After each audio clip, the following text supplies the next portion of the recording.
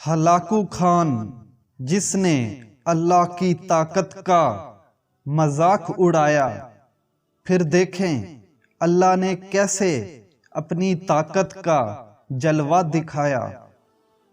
دنیا کا ظالم و وحشی ترین انسان ہلاکو خان اپنے گھوڑے پہ شان سے بیٹھا ہوا تھا۔ چاروں طرف تاتاری فوج کی صفیں کھڑی تھیں۔ سب سے آگے ہلاکو خان کا گھوڑا تھا۔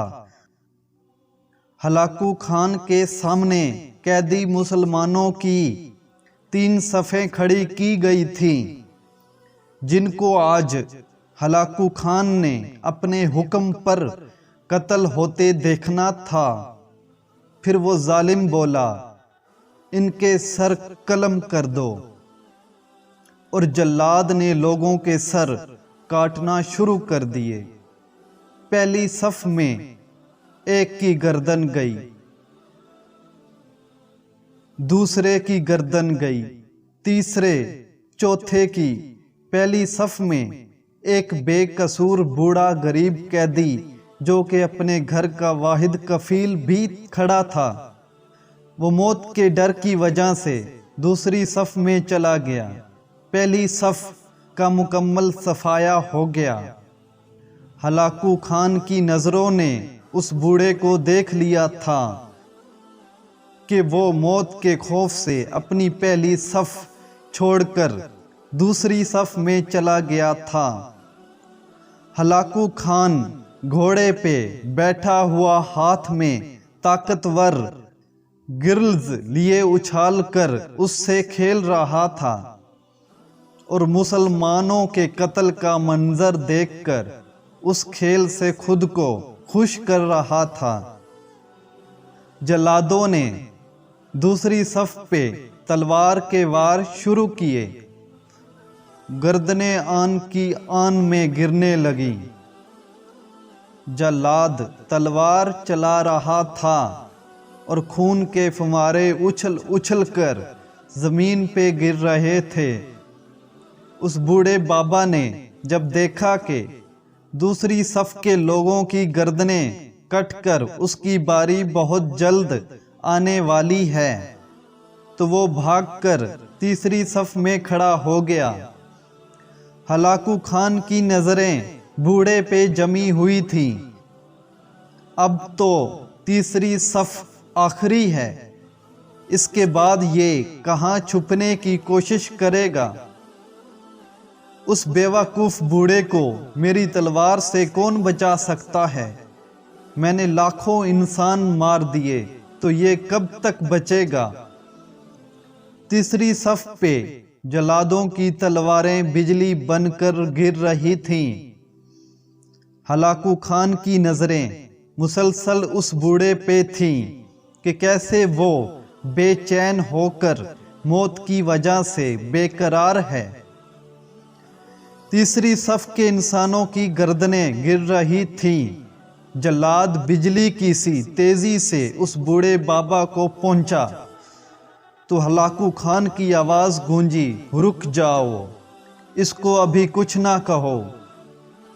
بابا بتا، پہلی صف سے تو دوسری صف میں بھاگ آیا، جب وہ ختم ہوئی تو تیسری صف میں بھاگ آیا۔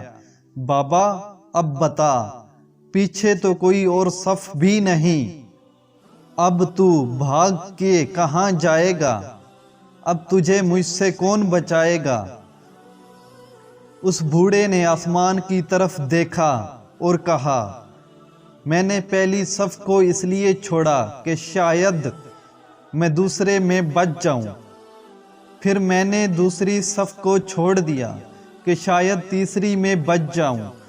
ہلاکو نے گرلز کو ہاتھ میں اچھالتے ہوئے کہا، بابا کیسی عام خیالی ہے، یہ کیسی بہکی بہکی باتیں کر رہے ہو؟ بھلا تمہیں میری تلوار سے بھی کوئی بچا سکتا ہے؟ بوڑھے مسلمان نے زمین و آسمان کی ہر چیز کے مالک اس واحد لا شریک رب پر بے انتہا یقین کے ساتھ کہا، وہ اوپر والی ذات اگر چاہے تو کچھ بھی ہو سکتا ہے، اور اگر وہ چاہے تو مجھے تجھ سے بچا سکتا ہے۔ کیسے بچا سکتا ہے؟ ہلاکو خان نے اتنے تکبر میں کہا کہ اس کے ہاتھ سے گلز گر پڑی۔ ہلاکو خان جابک دست، ہوشیار، جنگجو اور چلاک انسان تھا۔ ہلاکو خان گھوڑے کے اوپر بیٹھے بیٹھے گرے ہوئے گرلز کو اٹھانے کے لیے خود کو جھکایا کہ زمین پہ گرنے سے پہلے وہ اسے ہوا میں ہی پکڑ لے۔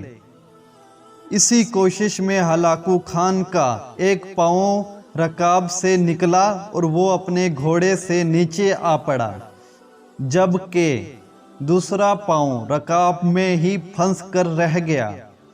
ہلاکو خان کا گھوڑا اتنا ڈر گیا کہ بھاگ نکلا۔ ہلاکو خان خود کو بچانے کی بڑی کوششیں کی، لشکر بھی حرکت میں آ گیا، لیکن گھوڑا اتنا طاقتور تھا کہ کسی کے قابو میں نہ آیا۔ وہ ہلاکو کو پتھروں میں گھسیٹ گھسیٹ کر بھگاتا رہا، یہاں تک کہ ہلاکو کا سر پتھروں سے پٹک پٹک کر اس قدر لہولوان ہو گیا کہ اس کی روح چند ہی منٹوں میں اپنے اس تکبر بھرے وجود کو چھوڑ کر جہنم رسیدہ ہو گئی۔ لشکر نے جب بے انتہا کوششوں کے بعد ہلاکو خان کے طاقتور گھوڑے کو قابو کیا تو اس وقت تک اس کا سر برے طریقے سے کچلا جا چکا تھا۔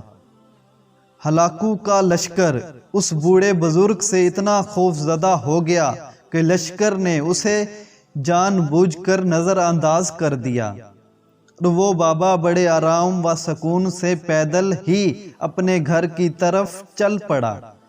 مظلوم کی آہ سے ڈرو، کیونکہ جب وہ اللہ سے رجوع کرتا ہے تو قبولیت بہت دور سے اس کا استقبال کرنے آتی ہے۔ معزز صارفین، اس ویڈیو میں آپ نے یہ جانا کہ ہلاکو خان وحشی درندے کی موت کس طرح سے ہوئی تھی۔ میرے چینل کو سبسکرائب نہیں کیا تو سبسکرائب کر لیں، بیل آئیکن پر پریس بھی کر لیں، اور اس ویڈیو کو لائک بھی کریں۔ تو ملتے ہیں اگلی ویڈیو میں، تب تک کے لیے مجھے دیں اجازت۔ اللہ حافظ۔